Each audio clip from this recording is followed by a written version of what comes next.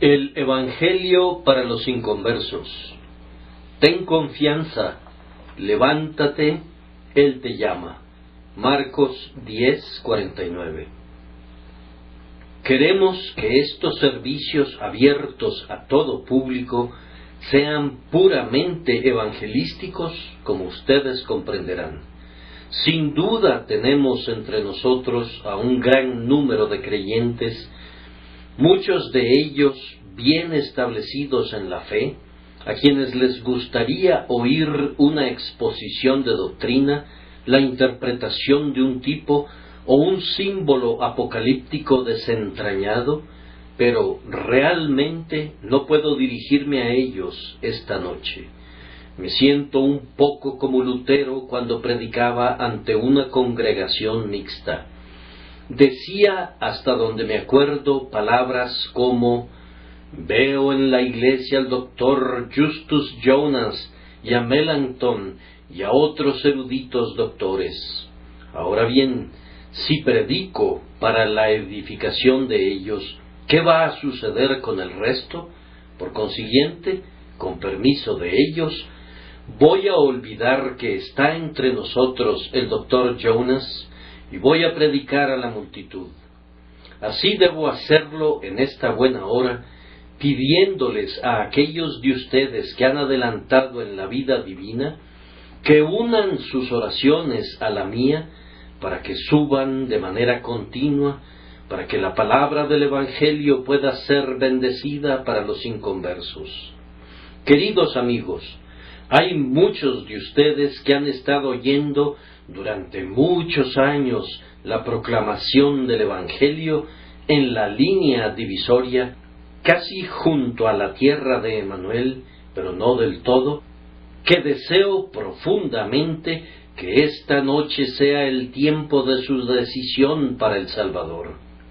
Que ya no sigan siendo solo oidores, sino que ya sean creyentes sin demora, y después hacedores de la palabra. Hay caballeros en Inglaterra que se pueden dar el lujo de conducir un gran carruaje de 4 caballos de pueblo en pueblo sin llevar a nadie, realizando sus viajes simplemente como pasatiempo. Pero yo no soy capaz, ni tengo el deseo de hacer algo parecido. A menos que tenga mi carruaje cargado con pasajeros que van al cielo, preferiría que nunca se pusiera en marcha y que mi equipo estuviera detenido en el establo. Debemos llevar almas al cielo, pues nuestro llamado es de arriba y nuestro tiempo es demasiado precioso para ser desperdiciado en la simple pretensión de hacer el bien. No podemos jugar a predicar. Predicamos para la eternidad. No podemos sentirnos satisfechos tan solo predicando sermones a multitudes de personas indiferentes o a las más atentas muchedumbres. Aunque nos den la bienvenida con sonrisas al iniciar y nos saluden con beneplácito al terminar, no estamos contentos a menos que Jesús traiga la salvación por nuestro medio. Nuestro deseo es que se engrandezca la gracia y que los pecadores sean salvados. Solían burlarse del tabernáculo de Moorfields y del que está en Tottenham Court Road, llamándolos las trampas de almas del señor Whitfield. Un nombre muy excelente para un lugar de adoración. Que así sea este tabernáculo. Debe ser una trampa de almas, y nos sentiríamos decepcionados, en verdad, si algunas almas no cayeran en la trampa esta noche. Mi corazón estaría verdaderamente triste si Dios no bendice la palabra y la hace tan potente que algunos de ustedes se acerquen a la proclamación del Evangelio y entren a la vida eterna. Antes de intentar ocuparme de mi texto, déjenme describirles el plan de la salvación. Ustedes lo conocen. la mayor parte de ustedes. Oh, que pudiéramos llegar a las miles de personas en Londres que no lo conocen, a las multitudes que nunca entran a una casa de oración o no prestan atención al mensaje del Evangelio. Nuestro corazón está ansioso por llegar a ellos. Pero ¿qué más podemos hacer por ellos? Perecen en una ignorancia voluntaria. Damos gracias a Dios porque muchos de ellos están aquí esta noche. Voy a aprovechar esta oportunidad para predicar el plan de la gracia. Aunque muchos de ustedes lo conocen, permítanme repetirlo otra vez. Por el pecado, por la injusticia, por la violación de la ley de Dios, hemos roto nuestra paz con Dios. Estamos perdidos porque Él debe castigar el pecado. No es posible que Él sea el justo gobernador del universo y que permita que el pecado permanezca sin ser castigado. Castigar el pecado no es un propósito arbitrario de un Dios airado. Es inevitable en el universo que allí donde hay maldad debe haber sufrimiento. Cada transgresión debe recibir su debido castigo, si no en esta vida, en la vida venidera. La pregunta es, ¿cómo podemos ser perdonados? ¿Cómo, consistentemente con la justicia divina, pueden ser borradas nuestras iniquidades? Este no es un problema sumamente complicado que se nos ha dado para que lo resolvamos. El camino de Dios para alcanzar la paz es presentado con claridad por la revelación. Dios, por medio de su palabra infalible, nos ha dicho cuáles son los medios y los instrumentos por los que los pecadores culpables pueden ser hechos justos ante Él, y que, en lugar de ser arrojados de su presencia al final, puedan ser aceptados y puedan habitar a su diestra. Él nos dice que, como el primer pecado que nos arruinó no fue nuestro, sino de Adán, y por la transgresión de un hombre todos caímos, así pudo ser posible que Él, en consistencia con la justicia, ordenara que otro hombre viniera en el futuro por quien nos pudiéramos levantar y ser restituidos. Ese otro hombre ha venido, el segundo Adán, el Señor del cielo. Pero la tarea de levantar fue mucho más dura que la de derribar. Un simple hombre pudo arruinarnos, pero un simple hombre no podía redimirnos ni rescatarnos. Por consiguiente, Dios mismo, el siempre bendito, se vistió a sí mismo con la naturaleza del hombre, nació de una mujer, durmió en el pesebre de Belén, vivió aquí en la tierra una vida de humillación y de abnegación, y por último tomó sobre sí mismo los pecados de los hombres en una carga monumental. Así como la fábula de Atlas, que dice que llevaba al mundo sobre sus hombros, así Él tomó sobre sí el pecado y la culpa y los cargó en su propio cuerpo en el madero. En la cruz Jesús colgó como el sustituto por toda nuestra raza que creerá en Él alguna vez, y en ese lugar y en ese momento, por su sufrimiento, quitó toda la transgresión e iniquidad de los creyentes, de manera que ahora podemos predicar a toda la humanidad, diciendo: todo aquel que en Él cree no se pierde, el que cree en el Hijo de Dios tiene vida eterna. Cuando van a una ciudad en el extranjero por primera vez y se quedan en un hotel, Puede ser que se pierdan cuando salen y no puedan regresar con la facilidad que quisieran. Por consiguiente, es generalmente recomendable que los viajeros aprendan las principales calles de cada ciudad que visitan.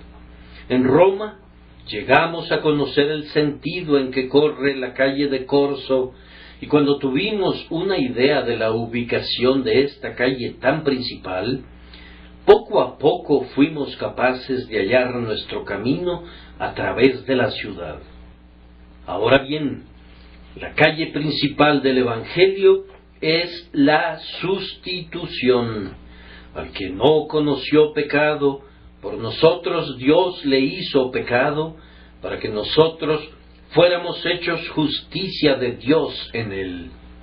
La calle principal del Evangelio corre en forma de cruz. Síganla, y en poco tiempo sabrán las entradas y salidas de las otras grandes calles. Esta es la calle principal de la ciudad de la gracia. Cristo nos redimió de la maldición de la ley al hacerse maldición por nosotros. Cristo tomó nuestro lugar y sufrió para que nosotros no sufriéramos. Él murió, el justo por los injustos, para llevarnos a Dios. Quien cree en Cristo es salvado del poder de condenación del pecado y librado de la ira venidera.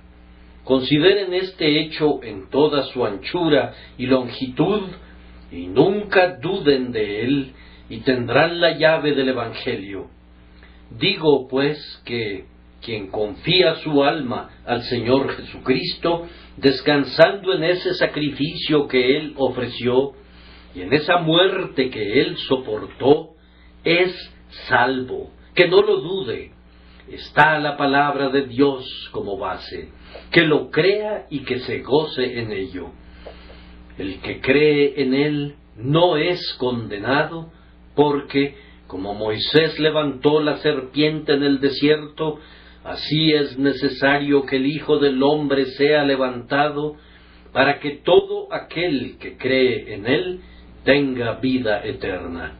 Una confianza en el Señor Jesús, simple como la de un niño, da al alma que está llena de confianza salvación inmediata y completa.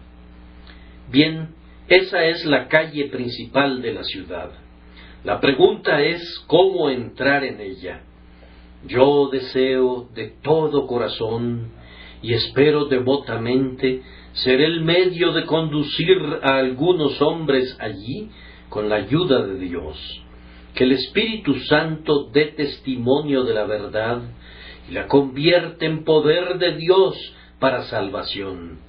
Nuestro texto dice: ten confianza, levántate, Él te llama.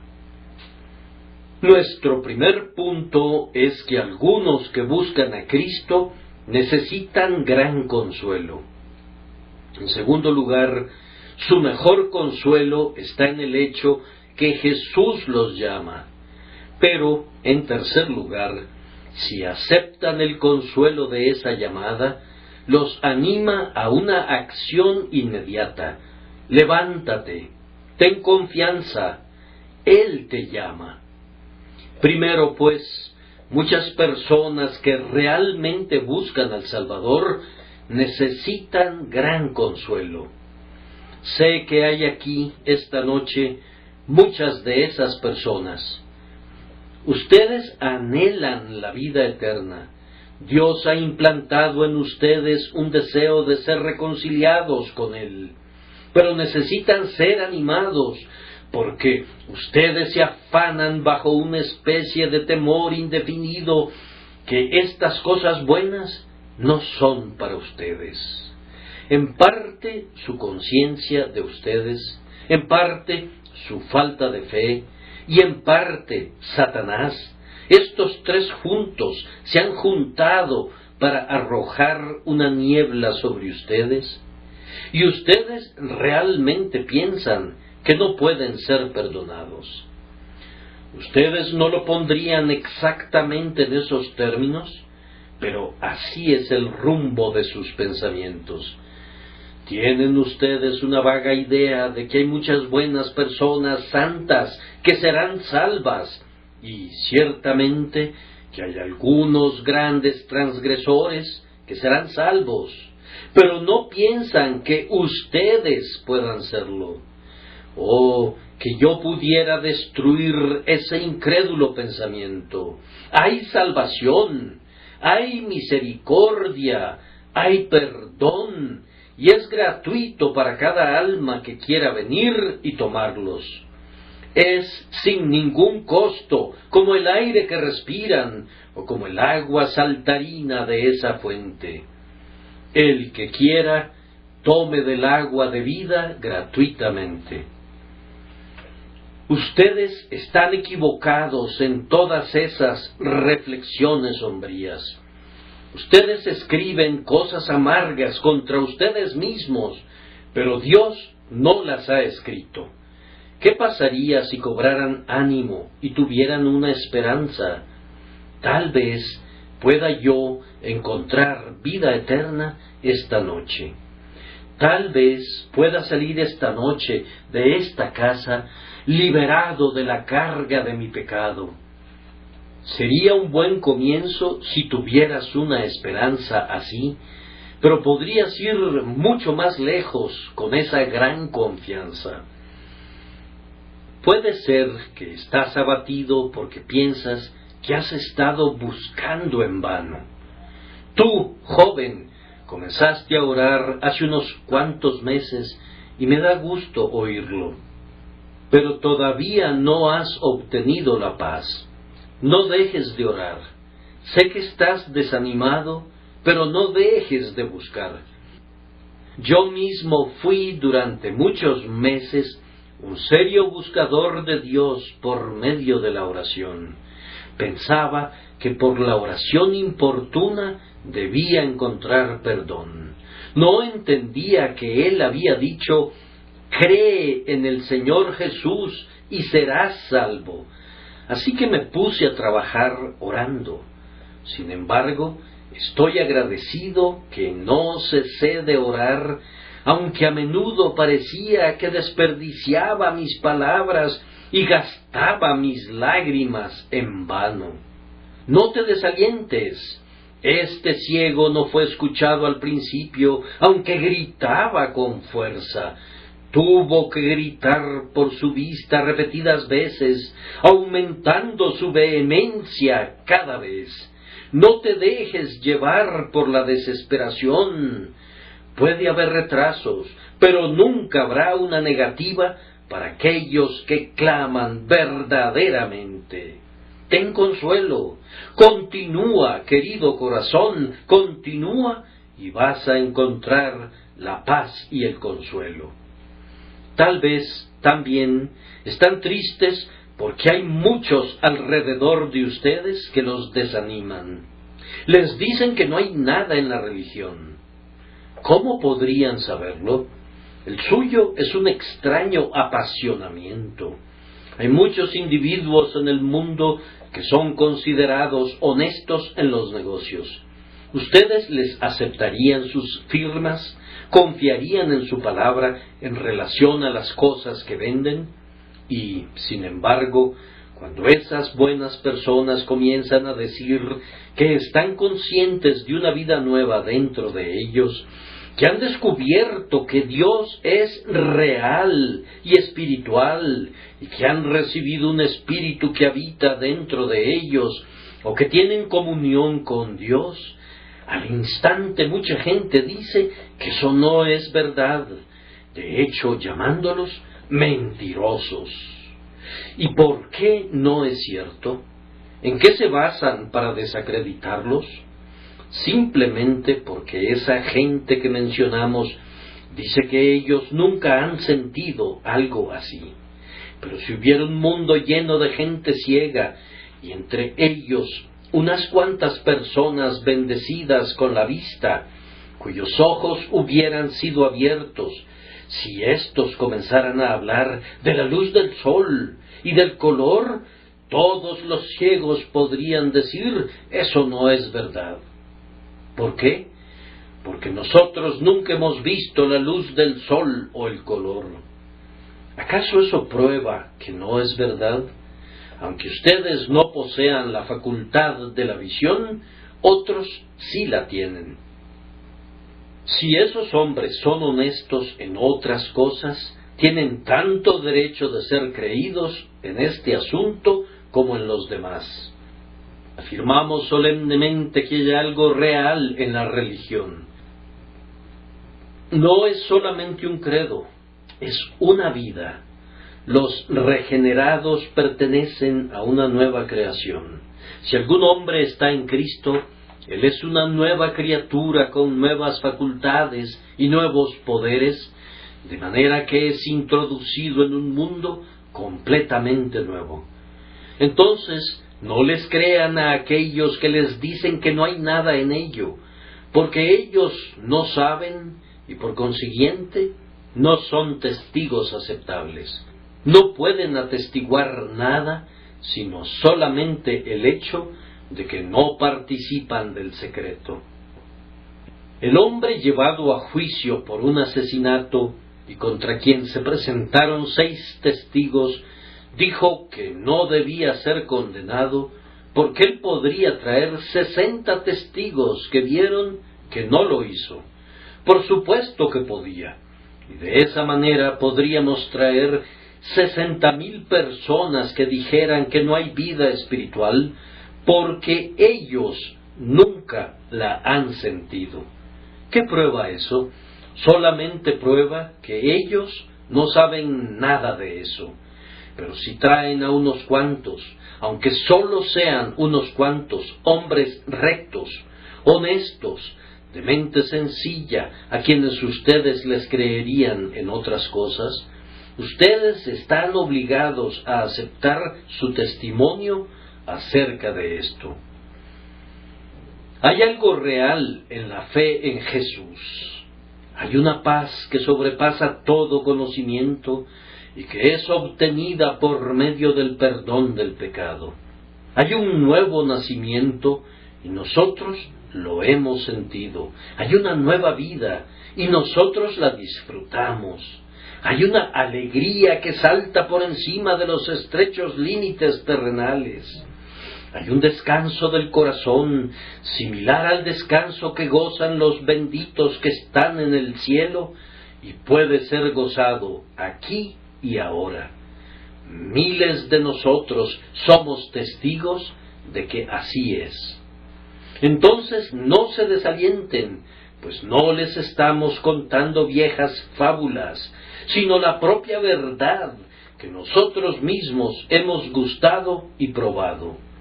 Ustedes que están buscando la vida eterna no necesitan ser desconcertados por los escépticos. Nosotros somos hombres sinceros y les estamos diciendo lo que hemos probado por nosotros mismos. Ustedes encontrarán que es tal como Dios lo declara.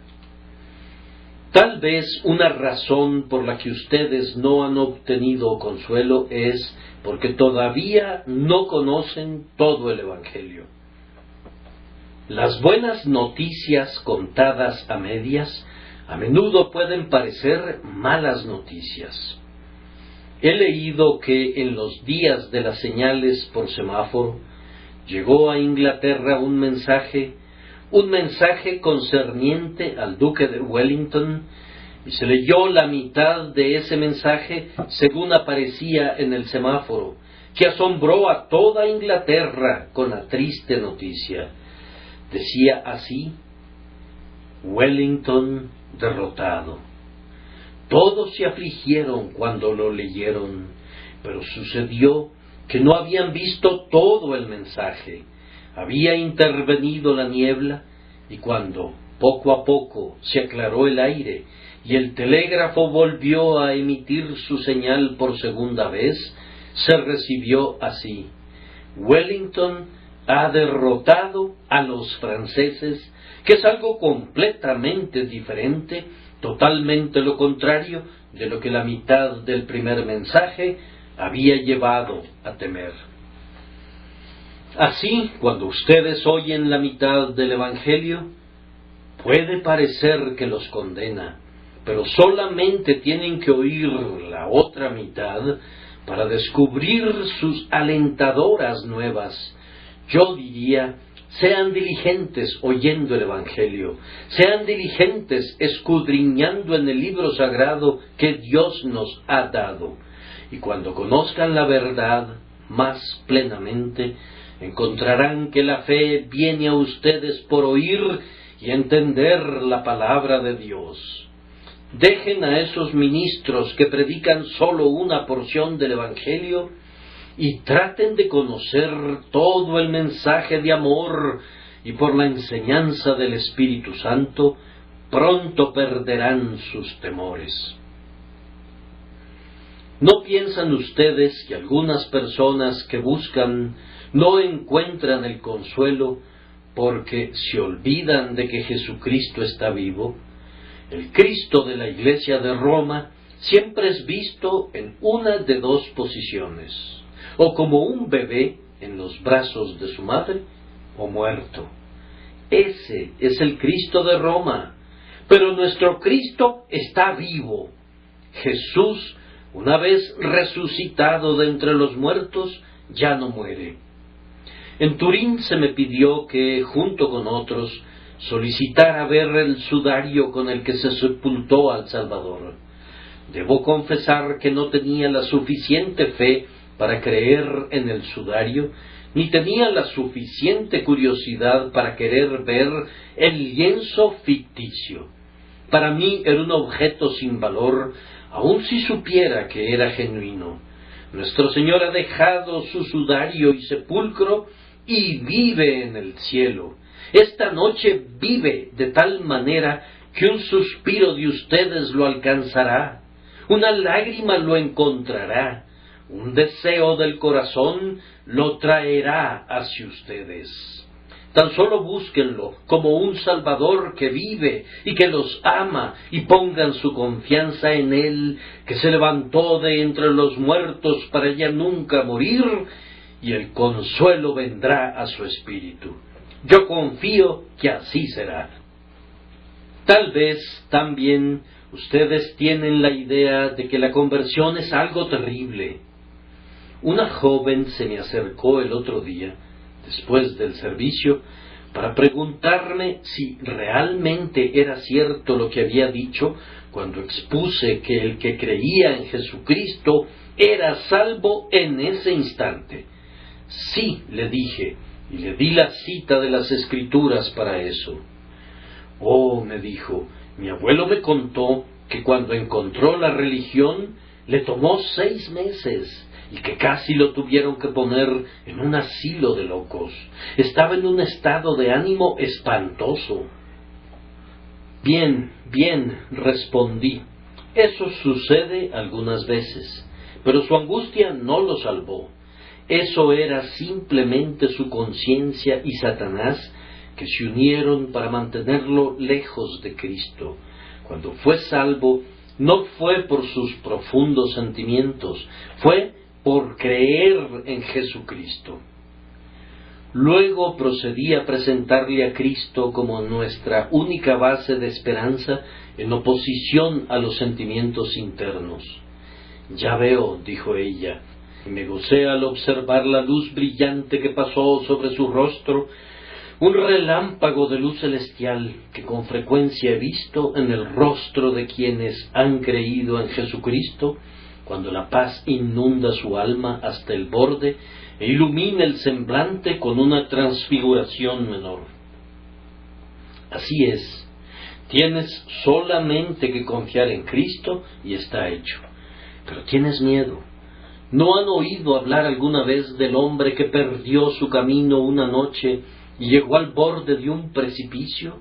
Así lo creyó él, y se cayó, y se agarró de un viejo árbol, colgándose de él, aferrándose a su frágil apoyo con toda su fuerza, pues sentía que se haría pedazos si se caía. Allí estuvo colgando hasta que cayó en un estado de febril desesperación, y ya no pudieron sostenerlo sus manos. Por fin cayó unos cuantos centímetros nada más, en una suave cama de musgos en la que descansó, sin ninguna herida y completamente a salvo. Ahora bien, hay muchos que piensan que los espera una destrucción segura si confiesan su pecado y ponen todo en las manos de Dios. Es un temor vano. Renuncien a todo sostén que no sea Cristo y déjense caer. Será suave y musgoso el terreno que los reciba. Jesucristo, por su amor y por la eficacia de su preciosa sangre, te dará de inmediato descanso y paz. Déjense caer ahora, suéltense de inmediato. Esta es la mayor parte de la fe, el renunciar a cualquier otro apoyo para caer únicamente en Cristo. Esa caída les traerá la salvación. Ahora, en segundo lugar, el más grande consuelo que puedo concebir es el que es transmitido en el texto. Es este: ten confianza, levántate, Él te llama. Una buena palabra para el ciego, porque él sabía que Jesús no lo estaba llamando para burlarse de él, y que él no dijo, ven aquí, para simplemente decirle, tus ojos no pueden ser abiertos. Jesús no lo llamó para jugar con él y luego despedirlo desilusionado. Los llamados de Cristo son llamados honestos y garantizan bendición para aquellos que los aceptan. Ahora, queridos amigos, hay dos llamados mencionados en la Escritura. El primero es el llamado general del Evangelio y el otro es el llamado eficaz, el llamado personal por el que los hombres son salvos. El llamado general universal debería traer un gran consuelo a cualquier alma que busque a Dios. En la palabra de Dios, tú, querido oyente, eres llamado para venir a Cristo. Sí, tú. ¿Por qué lo sé?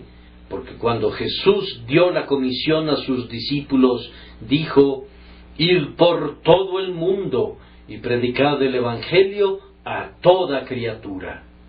Eres una criatura, ¿no es cierto? Bien, entonces debes ser incluido en ese grupo. Debemos predicarte el Evangelio a ti.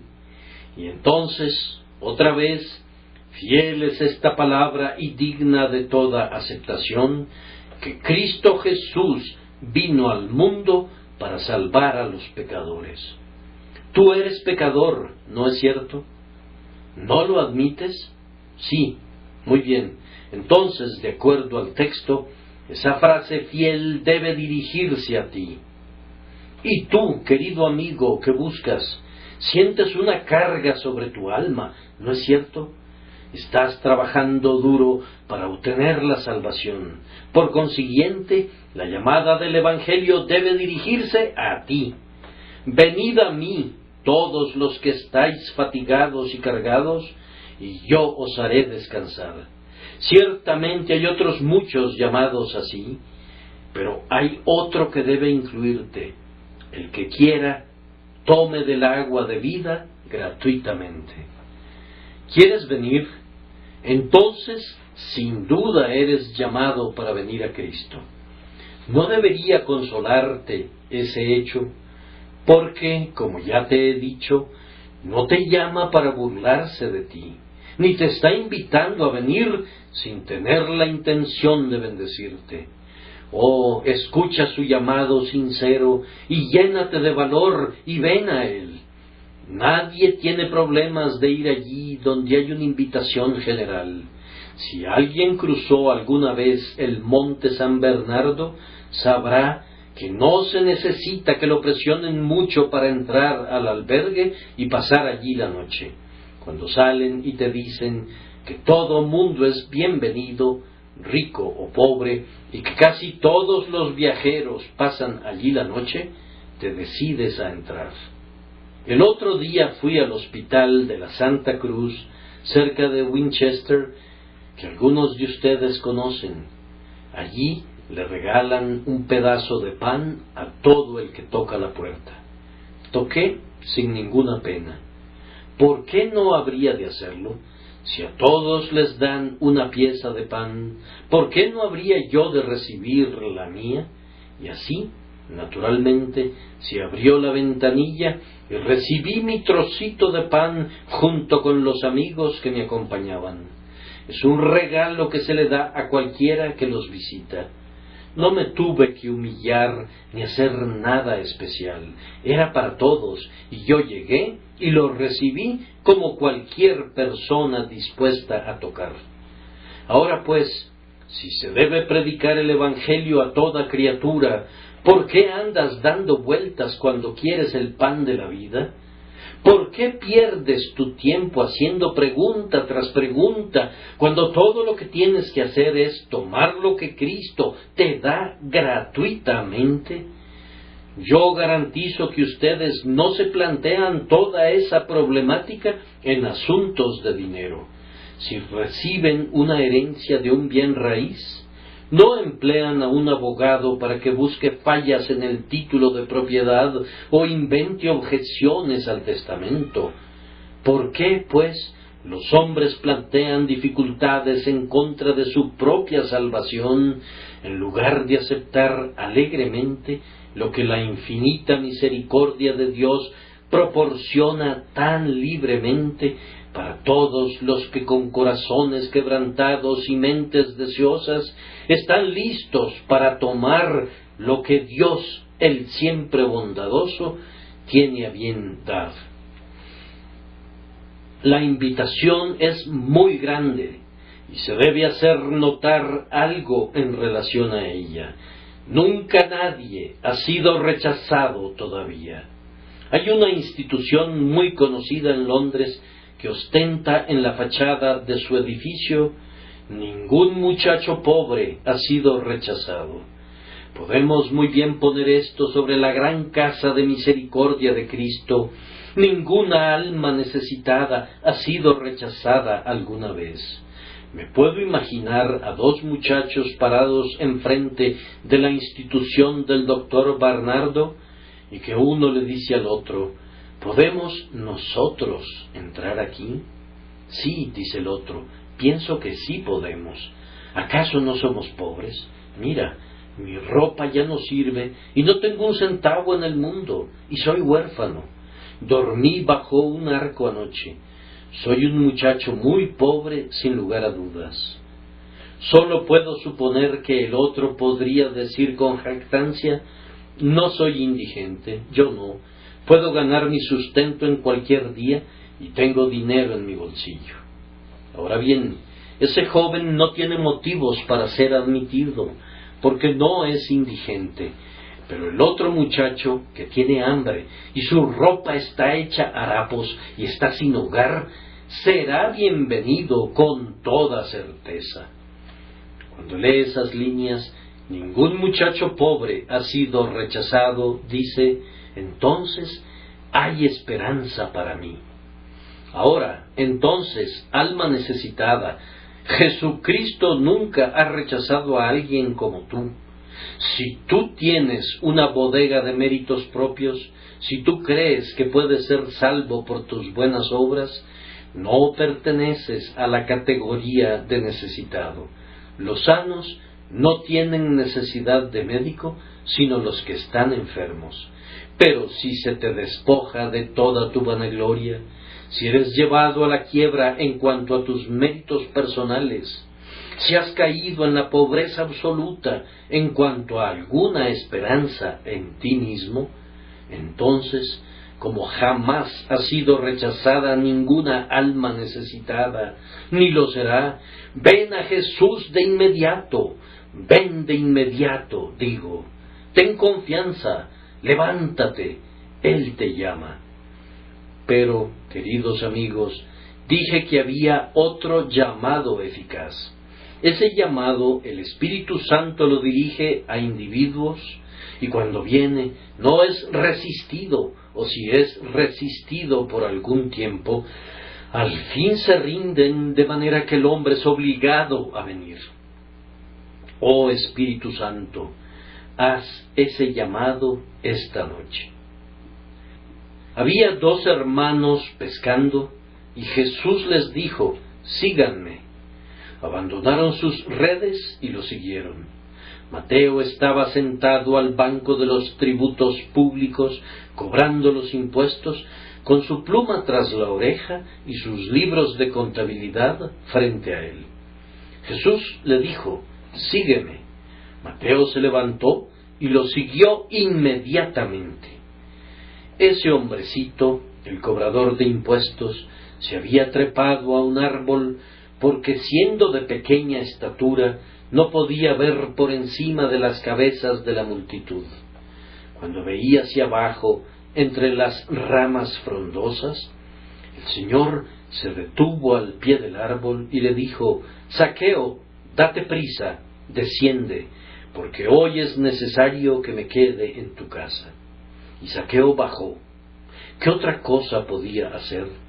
El Espíritu de Dios había hecho el llamado eficaz, y Cristo estaba en la casa de ese hombre poco tiempo después, y el hombre dio abundante evidencia de un cambio en su corazón. Oh, quiere el Espíritu Eterno hablar de esa manera a algunos aquí presentes, para que se rindan de inmediato y sigan a Jesucristo. Ese llamado, donde quiera que venga, derrama una dulce suavidad sobre el alma. El hombre no lo puede comprender, pero se siente muy diferente de como se sentía antes. La dureza de hierro de su cuello se ha ido. La piedra fría dentro de su pecho se ha derretido en carne. Ahora escucha el Evangelio que alguna vez despreció. Al escuchar, piensa, y es una gran cosa conseguir que un hombre piense acerca de sí mismo, de su Dios, la eternidad, el cielo, el infierno, el Redentor. Conforme piensa, ve su vida bajo una luz diferente. Percibe que ha habido pecado en ella, mucho más pecado del que pensó que podría haber allí. Y conforme ve su pecado, se lamenta por su causa. Casi quisiera no haber nacido nunca, para no haber transgredido como lo ha hecho. Su corazón se suaviza bajo la influencia de la ley de Dios. Hacia un lado su orgullosa arrogancia y confiesa que está lleno de transgresión y pecado.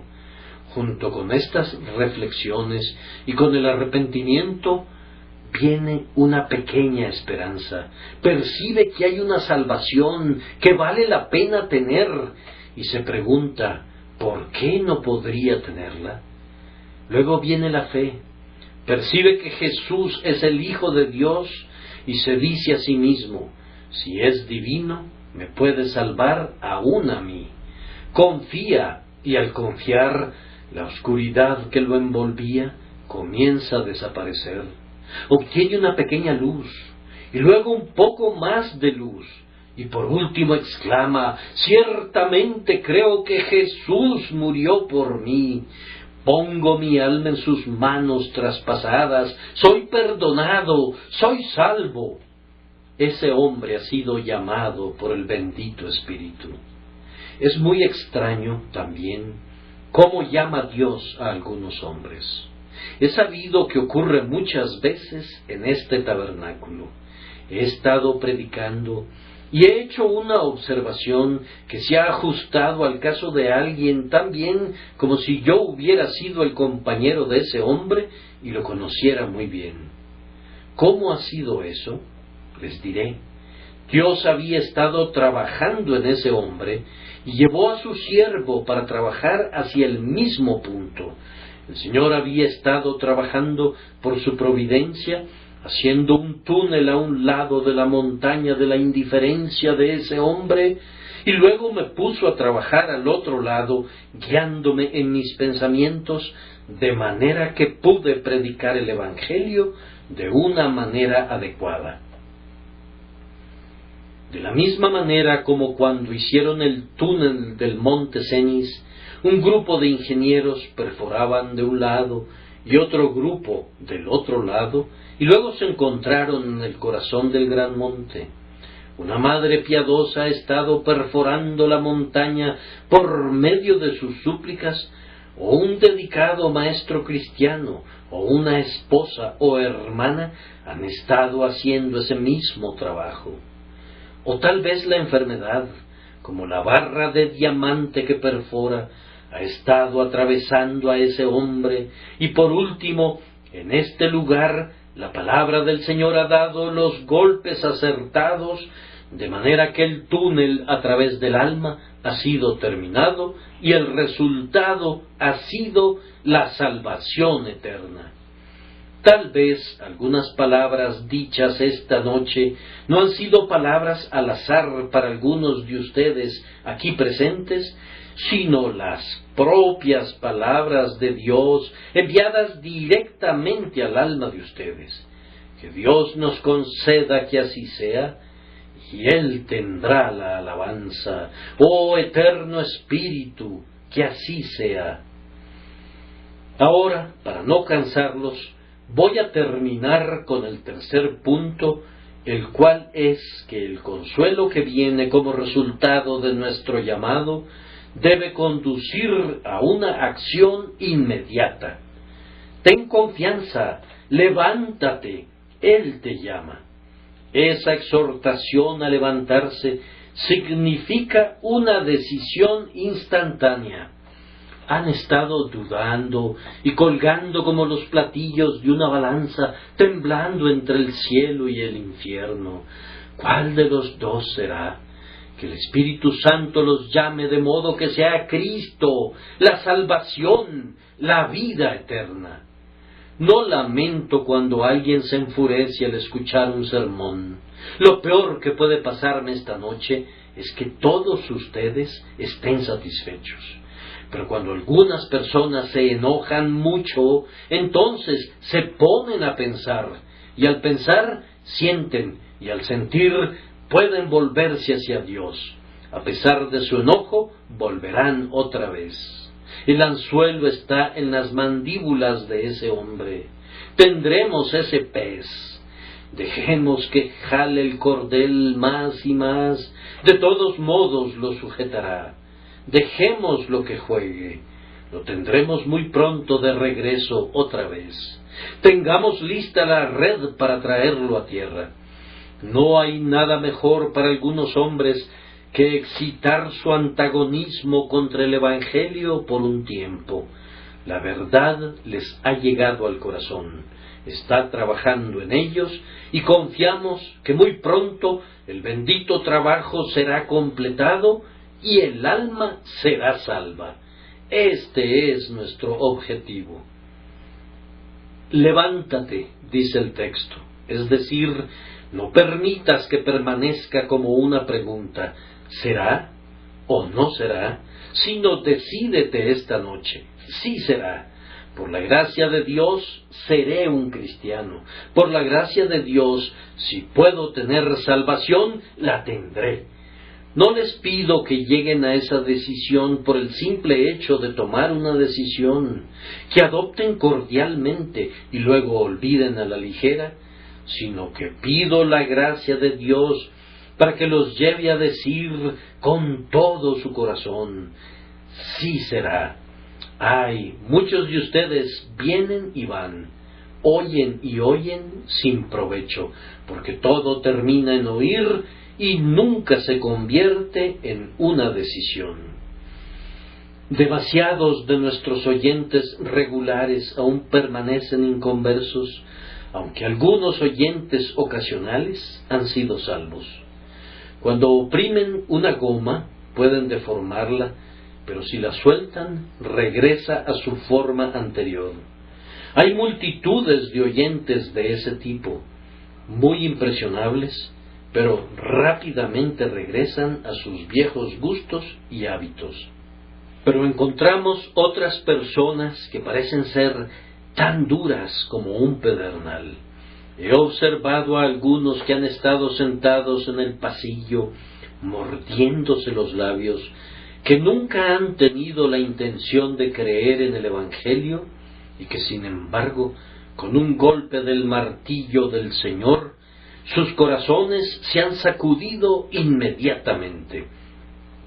La armadura de su resistencia y la malla del desafío se han roto por completo y han resultado ser después los más sinceros y fervorosos de los cristianos conversos.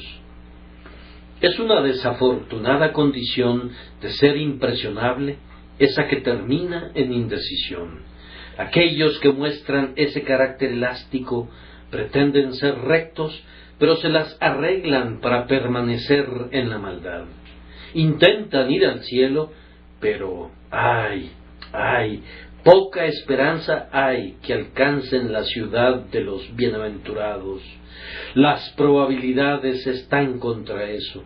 Han pasado tantos años dando largas y posponiendo que su indecisión se ha vuelto crónica y los ata a sus pecados. Después de las muchas estaciones en las que las bellas hojas han defraudado la esperanza de dulces frutos, nuestro desaliento es, así lo tememos, el heraldo de su desesperación. Parece haber tan poca probabilidad de que alguna vez se decidan por Dios y por su Cristo, que escasamente esperamos con mucho temblor. Quiera Dios que no sea así.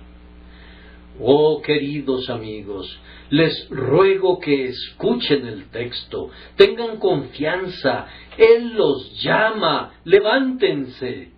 Levántense a algo más que una decisión, levántense a una resolución. Todos ustedes han oído de la pobre mujer que no había logrado que le hiciera justicia el juez.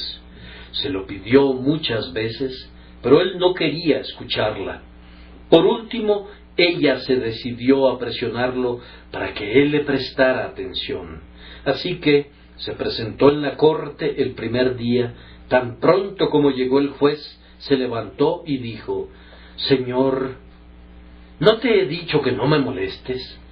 «Pero, señor», exclamó otra vez, «te digo que te sientes». Ella se sienta, pero antes de que se levante la sesión, dice: «No puedo tener una audiencia, no te puedo atender ahora, buena mujer». Pero cuando el juez sale de la corte para irse a su casa, allí está ella de pie junto a la ventana del carruaje, diciéndole: «¿Cuándo va a oír mi caso? Mis pobres niños están muriendo de hambre». Va a casa del juez y toca en horas inoportunas. «¿Quién es?», pregunta el juez, y le dicen: «Es esa pobre mujer que quiere que se le atienda su caso. Les ordena que la quiten de su puerta». Se va ella a su casa, triste pero firme, y a la mañana siguiente está en la corte otra vez. El injusto juez les había ordenado a sus ujieres que no la dejaran entrar, pero ella de alguna manera logró entrar, y lo primero que se escucha es esa voz aguda: «Señor, ¿me va a escuchar?», hasta que por fin él se cansa y dice: «Aunque no temo a Dios ni me importa el hombre, sin embargo, como me molesta esa mujer, le haré justicia». Y le hace justicia a ella. Aunque el Dios justo no tiene parecido con un juez injusto, lo importuno de la viuda que prevaleció sobre las garras de ese ambiente tan poco promisorio te puede impulsar a orar incesantemente. Importuna al gran Dios como Cristo aconseja y recomienda con esa historia tan descriptiva. Reflexiona así: «No puedo perecer. Debo perecer si no tengo la salvación, y por consiguiente la tendré. Moriré al pie de la cruz, si así tiene que ser, pero la tendré». Hace algunos años tuve que dar una conferencia en el ayuntamiento de Glasgow.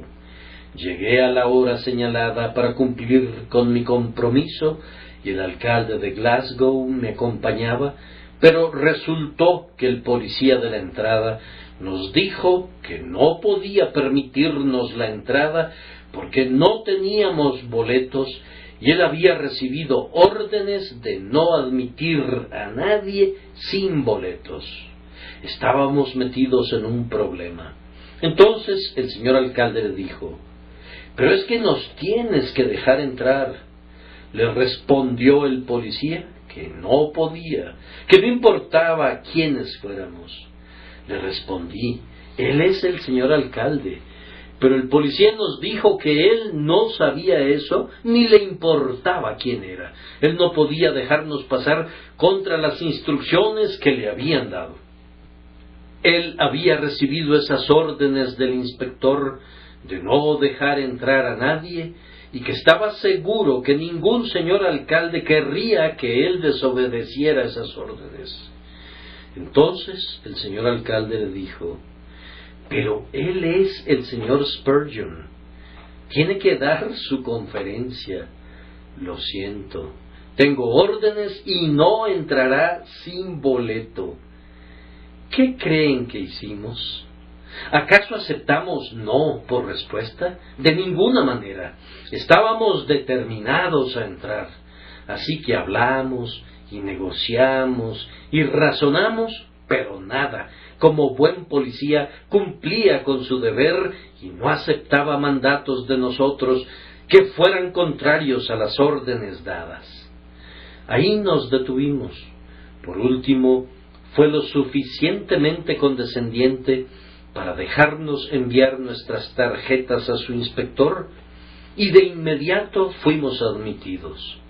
Ahora bien, si hubiéramos aceptado el no por respuesta y nos hubiéramos ido, al día de hoy tendría la fama de reunir a la gente y luego fallarle.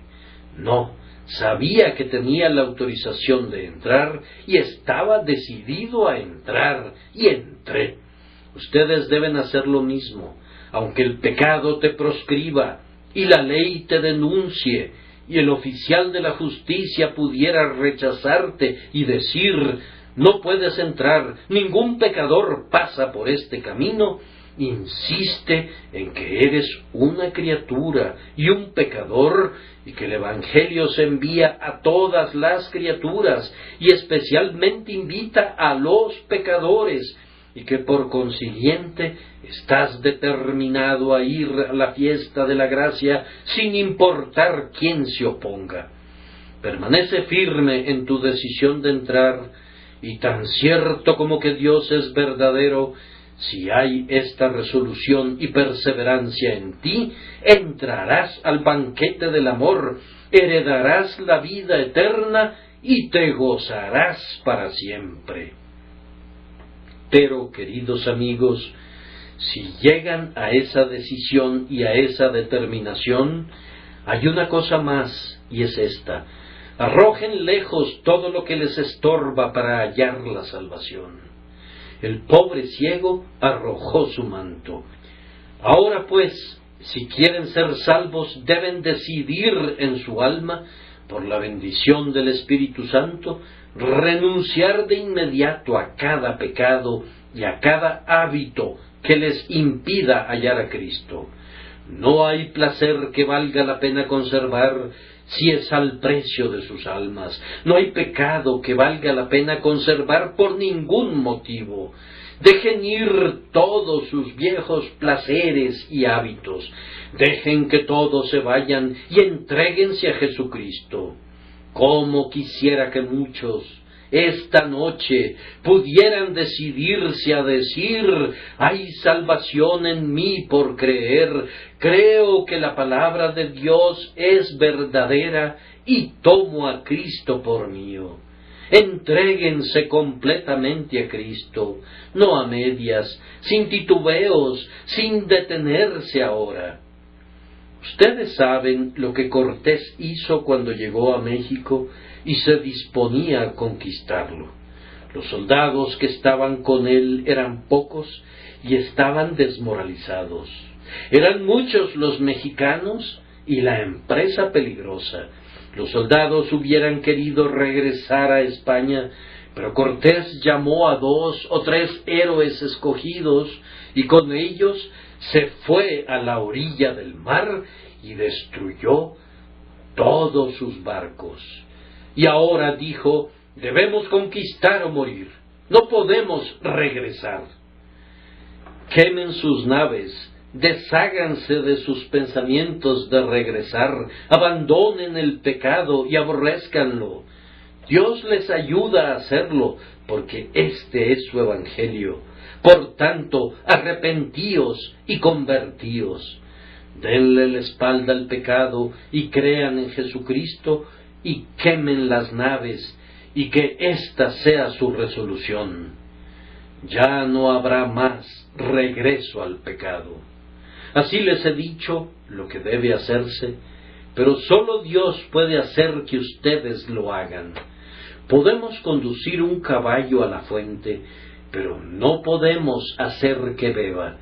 Podemos colocar el plan de la salvación ante los hombres, pero no podemos inducirlos a aceptarlo, excepto solamente que, en respuesta a la oración, el Espíritu Eterno mueva las almas de los hombres. Se mueve sobre ustedes ahora.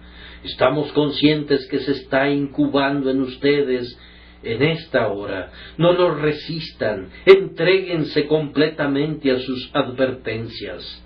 Así como los juncos en el arroyo inclinan sus cabezas a la brisa que pasa, así inclínense ante los movimientos del Espíritu eternamente bendito. Que Él los ayude a hacerlo por Cristo. Amén.